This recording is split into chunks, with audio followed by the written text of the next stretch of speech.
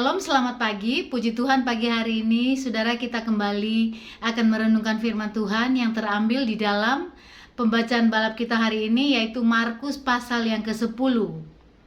Kita akan membaca ayat ini di rumah kita masing-masing, ayat yang ke-17 sampai dengan ayat yang ke-27. Saudara, firman Tuhan hari ini ada dalam konteks seorang yang kaya raya dan saleh perbuatannya.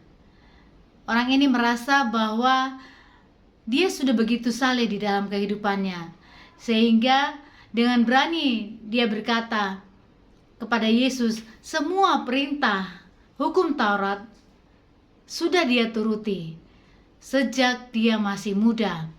Dan dia bertanya, apa yang harus dia perbuat untuk mendapat kehidupan kekal atau supaya dia masuk surga? Menjawab pertanyaannya, Yesus meminta dia untuk menjual seluruh kekayaannya dan dia harus berikan semua kekayaannya itu kepada orang yang miskin. Lalu dia boleh mengikuti Yesus. Sudah terkasih, mendengar jawaban Yesus, orang itu menjadi kecewa. Dia merasa sedih dan dia pergi meninggalkan Yesus. Injil Markus mencatat itu terjadi karena harta orang itu sangat banyak.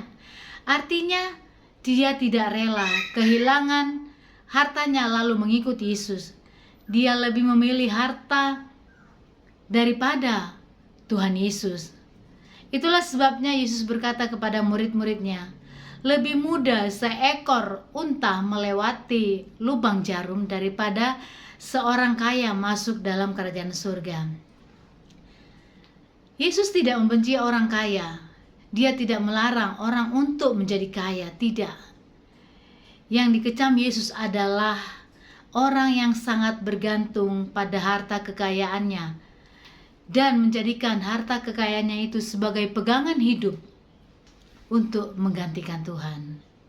Sudah yang terkasih, ketika seseorang sangat bergantung pada harta kekayaannya dan menjadikan itu sebagai satu-satunya pegangan hidup, maka orang ini dengan sendirinya akan kehilangan hidupnya, baik kehidupan di dunia ini maupun kehidupan yang kekal yang dijanjikan oleh Tuhan.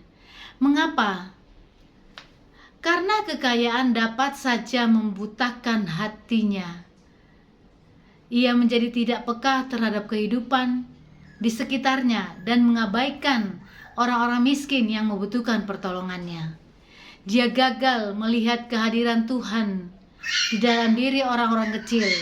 Sebab yang ada di dalam pikirannya hanyalah bagaimana ia harus mempertahankan dan menambah kekayaan.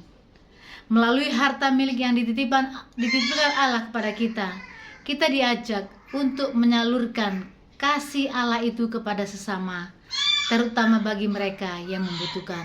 Puji nama Tuhan, selamat pagi, Tuhan Yesus memberkati kita semua.